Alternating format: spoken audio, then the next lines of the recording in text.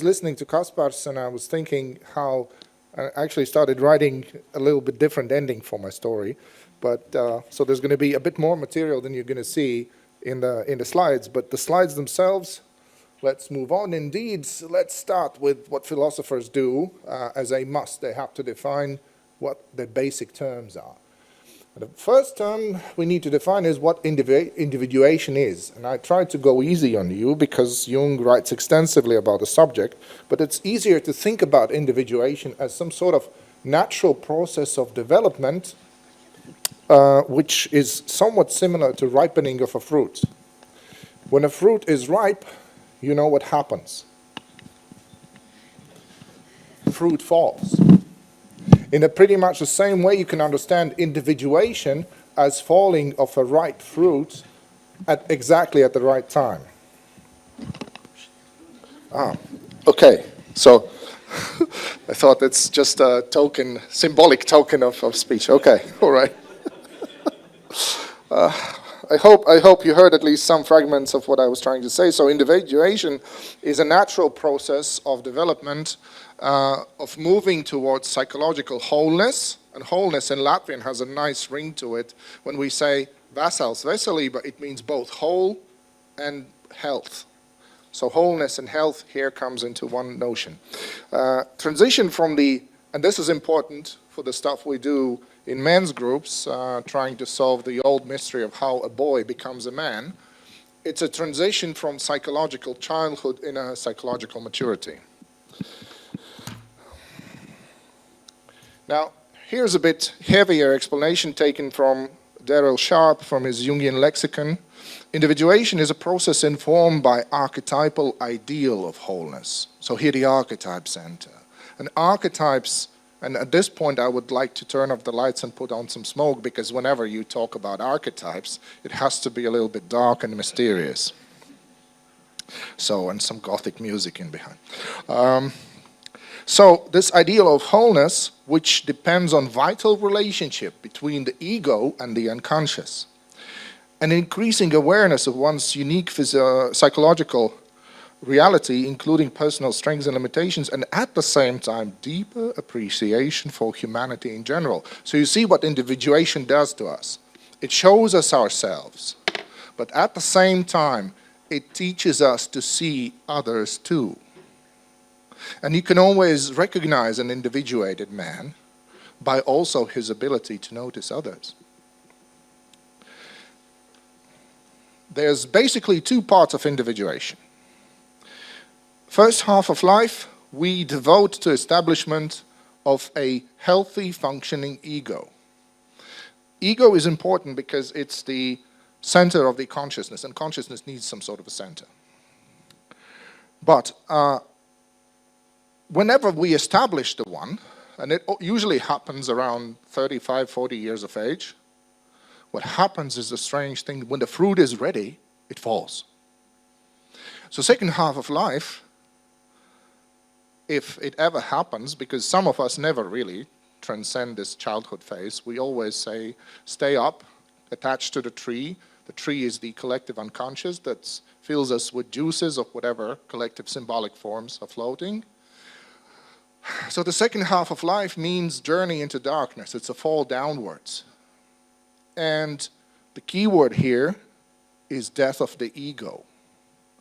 So that, what we were strengthening, making as functional as possible, building a career around, now has to be dismantled. Now, James Hollis, who has been translated into Latvian, calls it the second adulthood. Some other thinkers call it second puberty. Well, measure as you want, it's the second. Now, but what if the ego doesn't want to die? Jung writes, fear of self-sacrifice lurks deep in every ego, and this fear is often the precariously controlled demand of the unconscious forces to burst out in full strength. So now you see that self-sacrifice needs to be done in order to release the potential captured in the unconscious. But then no one who strives for selfhood is spared this dangerous passage. For that which is feared also belongs to the wholeness of the self. This means that in order to become whole, we need to overcome our one-sidedness, our ego consciousness. This means literally getting rid of ego, we get rid of consciousness. Now, how weird is that? And why is that supposed to do us any good? We were considered to be mentally healthy because we control ourselves, because we're able to control our unconscious impulses. And now all of a sudden we have to release it all. Even more. We have to give up certain things such as compensations and ego defenses. And that is social status. That is a professional identity and career. That is sometimes toxic relationships. By the way, toxic relationships can be easily used as defenses against reality because, you know, the problem with toxic relationship is it's not real. It's not a real relationship. It's actually a form of suffering and self-torture we inflict when we learn to move towards healthy relationship. Ideologies and beliefs. And this is perfectly natural for a person to undergo when they're undergoing individuation process, to all of a sudden, from a hardcore scientist and rationalist become spiritual. From a supporter of ideology to somebody who criticizes that ideology the heaviest. And of course we have to give up the illusion of control. And I mean that in an existential sense. As Freud said, and I think he was very much right about it, ego is not a master in its own home. And that's the realization of it. But how much damage is needed to dismantle the ego? You see, with masculinity, sometimes it is the case that men, being a stubborn and somewhat autistic and living in denial, will deny that he is in crisis, almost to the point when it is easier for him to die than to recognize that he has lost control. Because even to some extent, we could say that suicide is a form of retaining control. At least I make that decision. The decision is still mine, so I'm not completely overwhelmed. So, letting go of control is often accompanied with depression and anxiety and existential dread, but Jung is weird in that sense because he says neurosis is by no means a negative thing. Think about it for a second. We always treat neurosis or depression, for instance, as something bad that happens to us that needs to be cured. We go to a doctor, a psychiatrist, a therapist, and we ask, I feel sad. I feel my life is useless, pointless. What I'm doing makes no sense. Give me a pill that I could carry on and be happy about it. And Jung says, no, you're supposed to be miserable because you're doing dumb things. If you carry on like this, this will not bring you any happiness. So here's 3 ways how we can move towards individuation. The first is what I just described, a personal crisis, which breaks the shell. And it could be a painful divorce. It could be a burnout. It could be death of a loved person or sometimes an animal. Sometimes our dog is the closest person to us, or a cat. Now, cats have a special time these days in Latvia. We've made one cat very important. So, and distress and suffering is supposed to weaken the ego so that it releases control. Second, it's the good old inner work, but who wants to do that? Nobody. We only want to read about it, so we buy books about how to do it. But, yeah. So, that means spirituality or psychotherapy, or if possible, simultaneously the same thing, although of course that would beg an explanation, how would you combine, not to over-psychologize spirituality. So, but the idea is that ego deliberately surrenders. You see, with that inner work, we can actually show the ego that it makes sense to surrender to something bigger than itself. And finally, we have psychedelic therapy, which encourages and supports the person's complete psychological surrender to the psychedelic experience. That's a quote from, Scott Hill and his wonderful book on the confronting with the unconscious. Now, all of this has a compensatory relationship. It compensates one-sidedness of us. You see, for Jung, a very important idea was balance and harmony between the opposites. So if we have very strong ego consciousness, we have to have equally strong unconscious archetypal self. And now it's time for that self to prove itself, to kind of come up the stage and show itself. So the goal of psychedelic therapy is to create optimal conditions for the subject to experience ego death. See how Jungian is this sentence? And the subsequent transcendence into so-called psychedelic peak experience. It is an ecstatic state characterized by the loss of boundaries between the subject and the objective world, and with the ensuing feelings of unity with other people, nature, and the entire universe and God. And that quote comes from LSD psychotherapy, which is Graf's model on how this should be done. So if you're looking for models, for instructions how to do it, that's the book you should take a look into. Now, but besides that, there's work of Ronald Sanderson and his wonderful cooperator, Margot Kuttner. Margot Kuttner, by the way, is Jungian. Sanderson himself wasn't, but he was a psychiatrist working in the outlook or in the spirit of C.G. Jung.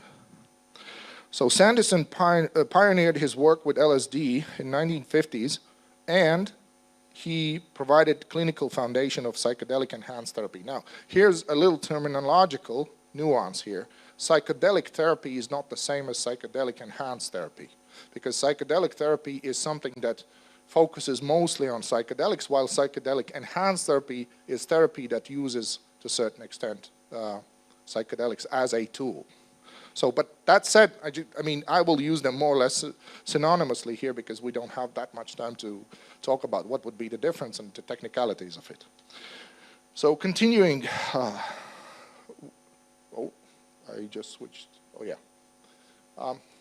No.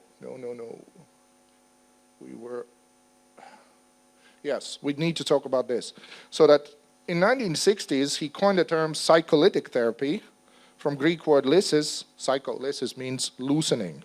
And that's the basic idea of the kind of soft-core psychedelic therapy, because this uses low and medium dose model to enhance the therapy. This psychedelic therapy might go for the big doses or full doses, and there's a purpose why one needs to do that, because again, death of the ego.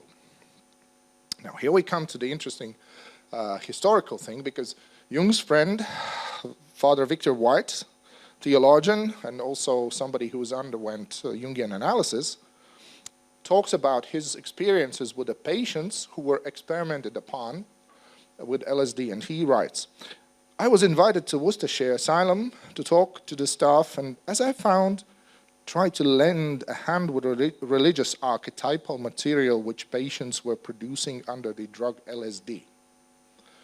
So here you see a priest coming to help to decipher material produced under LSD. This kind of shows that this material not only makes sense, but it has some recognizable archetypal patterns that could be followed. So you need someone who can read them. And he writes to Jung, I wonder if you have met this drug. If not, you would be interested in the reports on it, which I could get for you. And guess what Jung says? Jung says, is this LSD drug mescaline? It has indeed very curious effects, of which I know far too little. In fact, here I have to say, Jung didn't try mescaline himself. He confesses that in a different letter, which is not quoted today.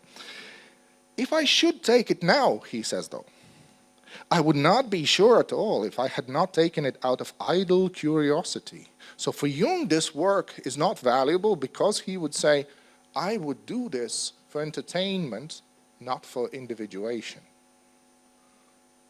Think again about weekend with a LSD or some other substance. There are some poor, impoverished creatures, he says, perhaps for whom mescaline would be a heaven-sent gift without counterpoison, but I am profoundly mistrustful of the pure gifts of gods. it goes further. It's just as if a surgeon had never learned further than to cut open his patient's belly and to leave things there. And this, dear audience, is a fair warning to anybody who participates in some kind of rituals or any other things offered by people that don't really know what they are doing. Why?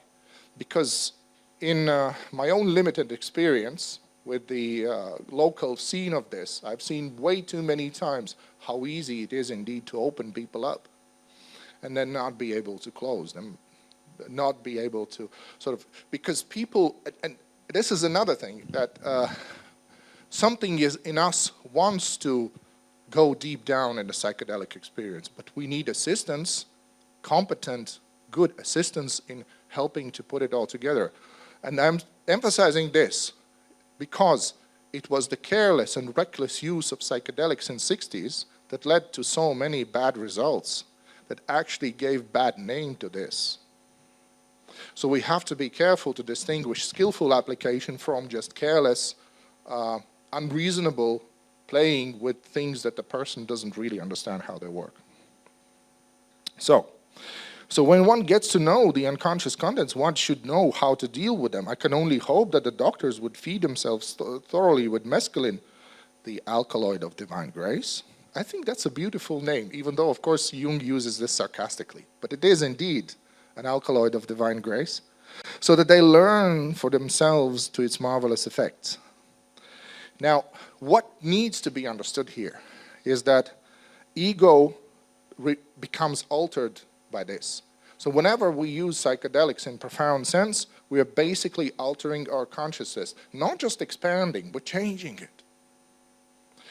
We are, I haven't heard the first part, so maybe I'm now going wrong, but to my understanding, especially psilocybin is related to creation of new neural networks in the brain. So it's literally altering our perception, so not just expanding it.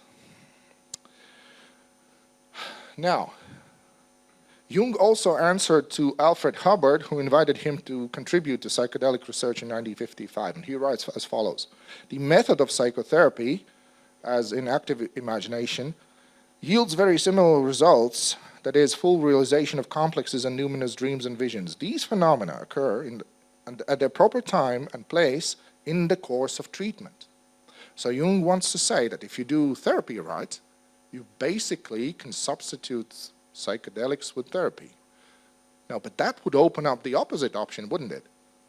If one would be substituted by the others, then the vice versa would work. Let's see how that happens. Mescaline, however, uncovers such psychic facts at any time and place when we were, it is by no means certain that the individual is mature enough to integrate them.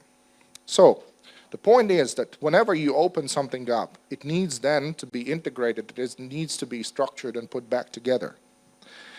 So Jung's answer to Hubbard is that the possibility the drug opening the door to the unconscious could also release a latent potential psychosis. That's one of the risks.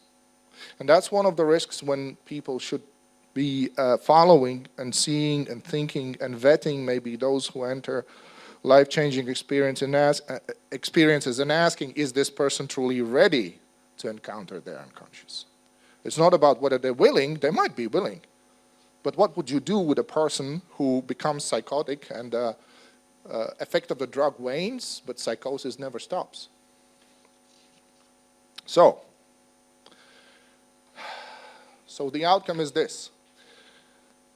Jungians, as of this tradition, categorically reject the suggestion that psychedelic substances can advance individuation.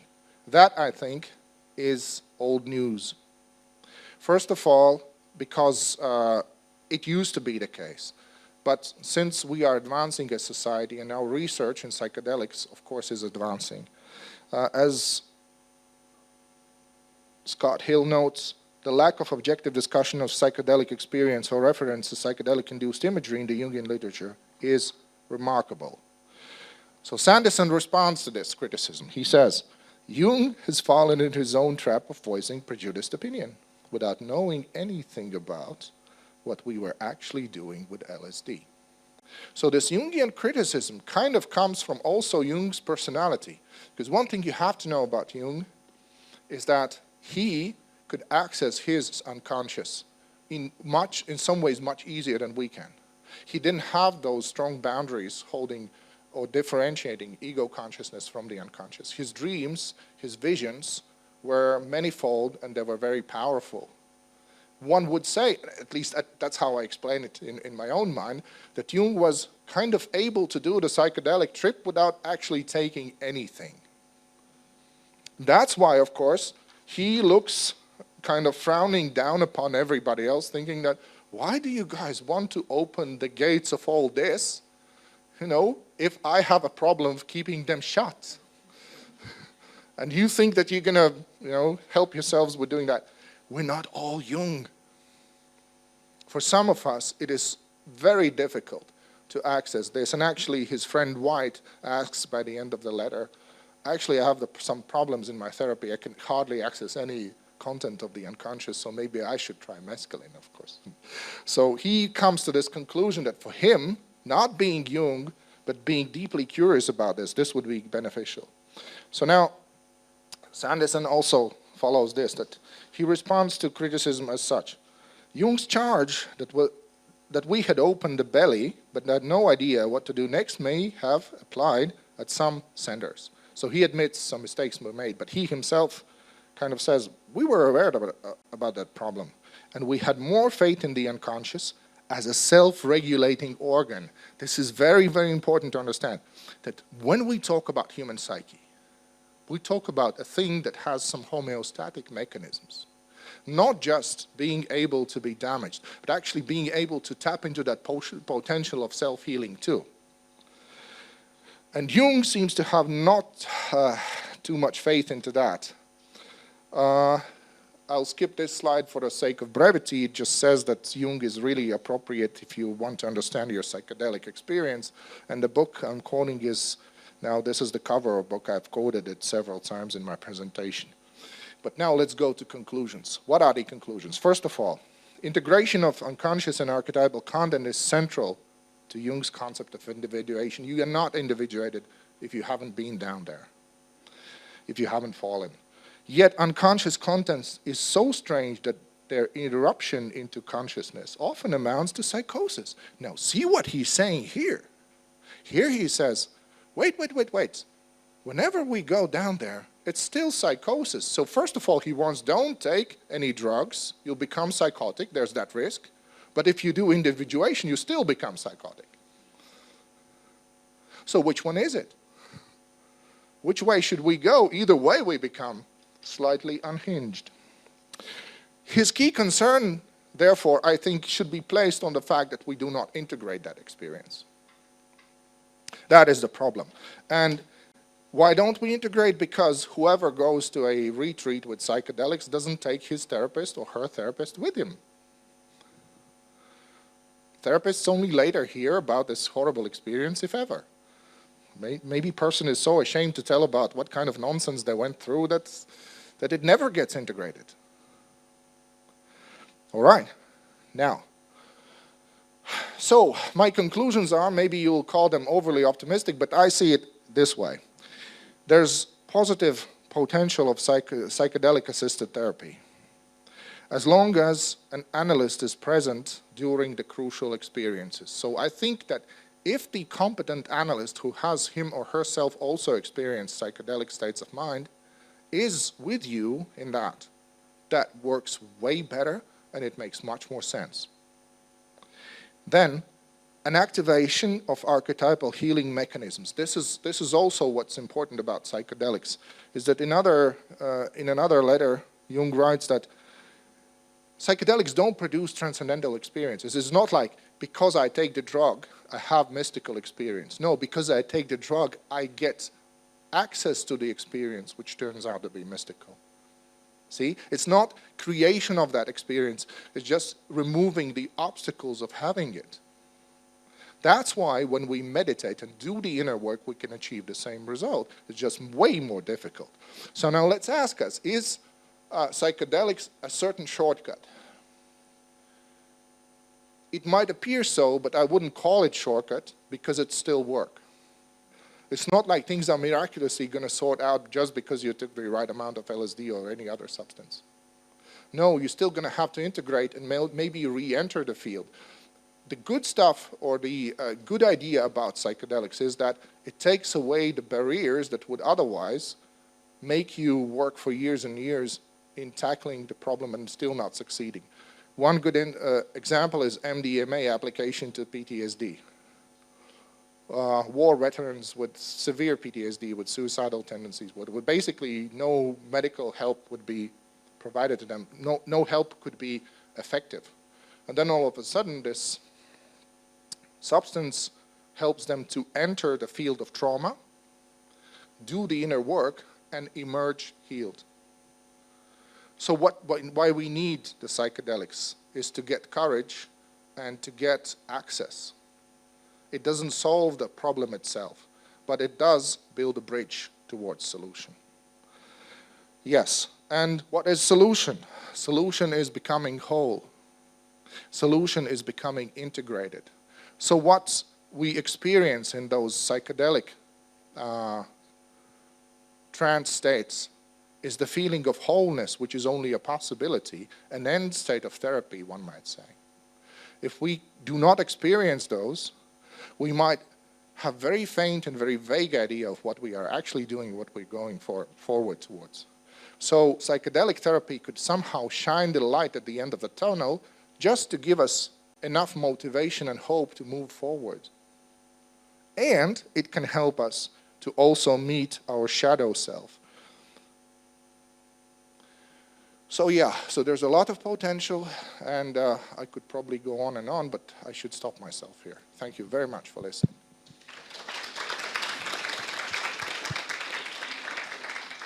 Thank you very much. We have time for one very short question, if we have such.